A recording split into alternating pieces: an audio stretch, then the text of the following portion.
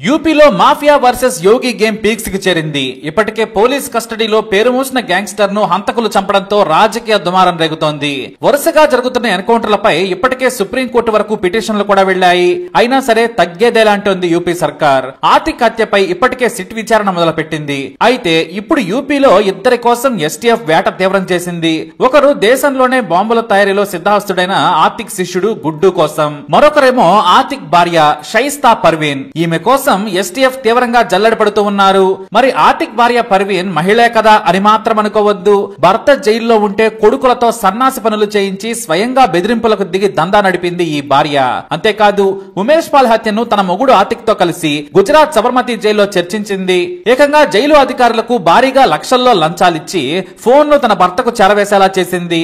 జైల్లోనే ఉమేష్ పాల్ హత్యకు స్కెచ్ వేసింది పర్వీన్ పారిపోగానే ఆమె బాధితులు పోలీస్ స్టేషన్లకు క్యూ కట్టి ఫిర్యాదులు చేశారు. ఈమె మీద ఉమేష్ పాల్ హత్య కేసుతో పాటు పలు బెదిరింపు కేసులు, కబ్జాలు ఉన్నాయి. అంతేకాదు అక్రమ ఆయుధాల కేసు కూడా పెండింగ్ లో ఉంది. తాజాగా లక్నోలోని ప్రముఖ రియల్ ఎస్టేట్ వ్యాపారి ఒకరు పోలీసు ఉన్నతాధికారుల ముందు పర్వీన్ వ్యవహారం చెప్పాడు. మీడియాకు కూడా పర్వీన్ ఎంత డేంజర్ కిలాడినో వివరించాడు. ఉదాహరణకి కొత్త వెంచర్ వేస్తే రోడ్డు సైడ్ ఫ్లాట్లు 2 ఆతిక్ మనుషుల మీద రిజిస్ట్రేషన్ చేయించి పత్రాలు పంపాలని బెదిరించేదట. కాస్త ఆలస్యమైన బూతులు తిట్టి తన మనుషులు కిందే ఉన్నారు, నువ్వు కాదంటే వచ్చి చంపేసిపోతారని సినిమా స్టైల్లో రెచ్చిపోయేదట పర్వీన్. కొంతమందిని అయితే ఒక్కసారి కిందకు చూడమని చెప్పేదట. గుర్తు తెలియని వ్యక్తులు బైకులతో అక్కడ ఆడుకుంటూ ఉంటారు, వారితో చంపించేస్తాననేదట. అలా దాదాపుగా 10 కోట్ల విలువైన భూములను లాక్కుందట ఈ కిలాడి. ఇలా ఆమె చేసినవి కోకొల్లలు. ఇక ఆతిక్ ఎంత డేంజర్ అని తెలిసిన BSP supreme leader Mayawati Ghaziabad municipal mayor గా పర్వీన్ ను ప్రకటించేందుకు సిద్ధమైంది. ఇంతలో ఉమేష్ పాల్ హత్య బయటకు రావడంతో ఆమెను తొలగించింది. ఉమేష్ పాల్ హత్య జరగకుండా ఉంటే పర్వీన్ ఈ పాటికి మేయర్ అయ్యేది. మైనార్టీ ఓట్లు ఎక్కువగా ఉండడంతో పాటు బెదిరింపులు, దందాలతో సులభంగా బీజేపీని ఢీకొట్టగల సామర్థ్యం ఆతిక్ భార్యగా పర్వీన్ కు ఉందని మాయావతి నమ్మారట. అంటే చూడండి, వెధవలు, నేరస్తులు, పేరుమోసిన హంతకులని తెలిసిన రాజకీయ పలుకుబడి ఉండడం కారణంగానే వీళ్ళు రెచ్చిపోయారు. ప్రజాస్వామ్యాన్ని, న్యాయాన్ని, చట్టాలను విచ్ఛిన్నం చేశారు యూపీ రాజకీయ నేతలు. కానీ యోగి దీనికి ఫుల్ స్టాప్ పెట్టేశారు. ఉమేష్ పాల్ హత్య జరగగానే టీవీలో యోగి స్పీచ్ విన్న పర్వీన్ పారిపోయింది. ఈమెను మొదటి నుంచి ఉత్తరప్రదేశ్ స్పెషల్ టాస్క్ ఫోర్స్ పోలీసులు ఎందుకు వెతుకుతున్నారు అంటే ఉమేష్ పాల్ హత్యకు బీజం వేసిందే పర్వీన్ అట. ఆమె ఆచూకీ చెబితే 50,000 రివార్డ్స్ ఇచ్చి సత్కరిస్తామని యూపీ పోలీసులు ప్రకటించారు. అంతా ప్లాన్ ప్రకారమే చేసింది. కానీ ఒక చిన్న మిస్టేక్ చేసింది. అదేంటో తెలియాలి అంటే అసలు ముందు ఈ మహా లేడీ పర్వీన్ గురించి తెలుసుకోవాలి. ఈ పర్వీన్ తండ్రి ఒక కానిస్టేబుల్. వీరి కుటుంబం అప్పట్లో అలహాబాద్ కు దగ్గరలోని దామోపూర్ గ్రామంలో ఉండేది. అక్కడే ఉన్న పోలీస్ క్వార్టర్స్ లో పర్వీన్ తండ్రి కుటుంబంతో కలిసి ఉండేవాడు. ఈమెకు 3 చెల్లెళ్లు, 2 తమ్ముళ్లు. అందరికంటే పర్వీన్ పెద్ద. చదువులో చాలా యాక్టివ్ గా ఉండేది పర్వీన్. ఆ రోజులో ముస్లిం కుటుంబాలు అమ్మాయిలను చదువుకునేందుకు కాలేజీలకు పంపేవారు కాదు. కానీ ఇంటర్ వరకే చదువుకున్న ఆమె తండ్రి కానిస్టేబుల్ ఉద్యోగం సంపాదించాడు. అయితే ఉద్యోగంలో చేరిన తర్వాత దూర విద్య ద్వారా డిగ్రీ చేశారు. ప్రమోషన్ వస్తుందనేది అతని కోరిక. ఇటు పర్వీన్ కూడా ఇంటర్మీడియట్ ను కిద్వాయ్ బాలికల కాలేజీలో పూర్తి చేసింది. ఆ తర్వాత డిగ్రీ ఫస్ట్ ఇయర్ చదివేందుకు కాలేజీలో అడ్మిషన్ కూడా తీసుకుంది. అయితే పర్వీన్ కుటుంబం, ఆతిక్ కుటుంబం చాలా రోజులుగా ఫ్యామిలీ ఫ్రెండ్స్. వేరే దగ్గర బంధువుల కారణంగా వీరు కలిశారు. అంతేకాదు ఆతిక్ నేరాల విషయంలో పోలీసుగా ఉన్న పర్వీన్ తండ్రి సాయం చేసేవాడు. బెయిల్ సహా ఎలా తప్పించుకోవాలి, నేరాల విచారణ ఎలా సాగుతోంది, డిపార్ట్మెంట్ లో ఎవరు ఏ నిర్ణయం తీసుకుంటారనే లీకులను ఆతిక్ ఇచ్చేవాడు.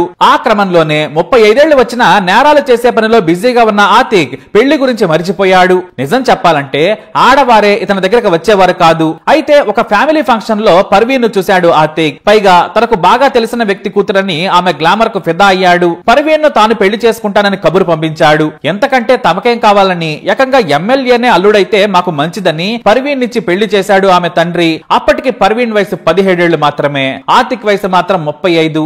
అయినా అలా పెళ్లి చేసుకున్నారు. పర్వీన్ ను పెళ్లి చేసుకోవడానికి మరో కారణం చదువుకోవడం. తనకు చదువు రాకపోవడంతో చదువొచ్చిన భార్య కావాలని పర్వీన్ ను 1996లో పెళ్లి చేసుకున్నాడు. ఆ తర్వాత వరుసగా 5 సార్లు ఎమ్మెల్యేగా గెలిచి 14వ లోక్ సభకు ఎంపీగా వెళ్లాడు. అది కూడా భారత మొదటి ప్రధాని జవహర్ లాల్ నెహ్రూ గెలిచిన ఫుల్పూర్ నియోజకవర్గం నుంచి ఎస్పీ అభ్యర్థిగా గెలిచాడు. అయితే భర్త రాజకీయాల్లో బిజీగా ఉంటే ఇంట్లో ఉండి దందా నడిపేది పర్వీన్. తన కొడుకులను ఏ కొంప మీదకు వెళ్లి దౌర్జన్యంగా భూములు లాక్కు రావాలి, ఏ నాయకుడు నెలవారీ మామూలు పంపించలేదు. యూపీలో ఎక్కడ కొత్త రియల్ ఎస్టేట్ వెంచర్లు వేశారు, స్థానికంగా ఎవరు బిల్డింగులు కడుతున్నారని తెలుసుకుని వారికి చెప్పి ధమ్కీలు ఇచ్చే దందా నడిపేది. అలా భర్త సంపాదించిన డబ్బును జాగ్రత్తగా దాచిపెట్టేది. కొడుకులను చదువుకోనివ్వకుండా దందారు నేరాలు చేసేందుకు పంపేది. అంతేకాదు ఆమె వెంట ఉండే మనుషులతో అక్రమంగా పోగేసిన ఆయుధాలతో బయట తిరిగేది. అయినా ఏ పోలీసు కూడా వారి మీద కేసు పెట్టడం కాదు కదా, కన్నెత్తి కూడా చూసేవారు కాదు. పైగా పోలీసులను తమ ఇంటి ముందు వాచ్మెన్ లాగా రక్షణ కోసం వాడుకునేవారు. ఇంట్లో పెళ్ళాం బయట మొగుడు నేరాల సామ్రాజ్యాన్ని విస్తరించి పారేశారు.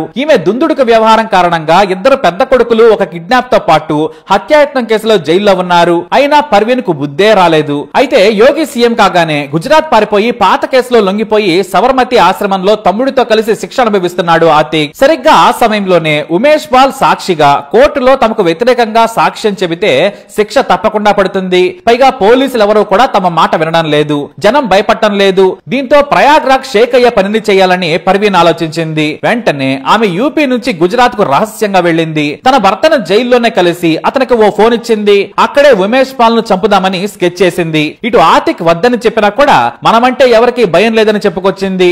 ఒక్కసారి యూపీ షేక్ కావాలంటే ఉమేష్ పాల్ ను చంపాలని కోరింది. రిస్క్ ఏమో అన్నాడు ఆతిక్. మరోవైపు అష్రఫ్ కూడా ఉమేష్ ను చంపితేనే మంచిది, ఇటు కేసు అటు మనమంటే యూపీలో అందరికీ వణుకు పుడుతుంది, యూపీలో ఎవరూ మనకు సహకరించడం లేదు, పోలీసులు కూడా ఎదురు మాట్లాడుతున్నారు అని చెప్పారు. దీంతో ఉమేష్ ను చంపేందుకు యాక్షన్ టీమ్ ను ఏర్పాటు చేయమని అసద్ కు చెప్పమని చెప్పాడు ఆతిక్. కానీ ఇక్కడ పర్వీన్ మాత్రం వద్దని చెప్పింది. వాడు చిన్నవాడు, అనవసరంగా హత్య కేసులో అసద్ ను ఇరికించొద్దు, భవిష్యత్తున్నవాడు, నేను దూరంగా వాడిని పంపించేస్తానని చెప్పింది. ఆతిక్ దానికి సరేనన్నాడు. అయితే గుడ్డుని పిలిచి ఉమేష్ పాల్ ను చంపేందుకు ఏర్పాట్లు చేయమన్నాడు. కానీ ఈ గుడ్డు లక్నోలో ఉన్నట్లు తెలిస్తే పోలీసులకు తెలిసిపోతుంది, అతని కోసం పోలీసులు వెతుకుతున్నారని చెప్పాడు అష్రఫ్. అయినా సరే గుడ్డుతో కలిసి అసద్ ను షార్ప్ షూటర్ గులాం ను తీసుకొని ఉమేష్ ను చంపమని పర్వీన్ కు చెప్పాడు. కానీ పర్వీన్ మాత్రం తన మూడవ కొడుకును వద్దంటే వద్దని చెప్పింది. దీంతో నీ ఇష్టం వచ్చినట్లు చెయ్యి, కానీ ఉమేష్ ను చంపాలి అని చెప్పాడు. జైలు అధికారులకు భారీగా లంచాలిచ్చి ఫోన్ ను ఆతిక్ అందేలా చేసింది. ఆ ఫోనే ఇక్కడ దాకా తెచ్చింది. అలా ఉమేష్ హత్యతో పాటు ఫ్యామిలీ విషయాలు తెలుసుకునేందుకు ప్రతి రోజు అర్ధరాత్రి తర్వాత తన భార్య పర్వీన్ కు కాల్ చేసేవాడు. ఉమేష్ పాల్ ను చంపేందుకు బాంబుల తయారీ ఎక్స్పర్ట్ గుడ్డును రప్పించింది. అందుకు గుడ్డు కూడా రెడీ అయిపోయాడు. అయితే గుడ్డుతో అసద్ కూడా వెళ్తానని ఆవేశపడ్డాడు. కొడుకు మాట కాదనలేక గ్యాంగ్ కు సహకరించమని మాత్రమే చెప్పింది పర్వీన్. ఈ అసద్ షార్ప్ షూటర్ అయిన గులాం కు మంచి ఫ్రెండ్. ఆ రోజు ఓ వ్యాన్ ను మాట్లాడి ఓ డ్రైవర్ తో కలిసి గులాం ను ఉమేష్ ను చంపేందుకు పంపారు. ఆ వెనకాల బాంబులు విసిరేసేందుకు గుడ్డు కూడా వెళ్ళాడు. ఎట్టకేలకు హత్యను పూర్తి చేశారు. అది కూడా 2 నిమిషాల్లో.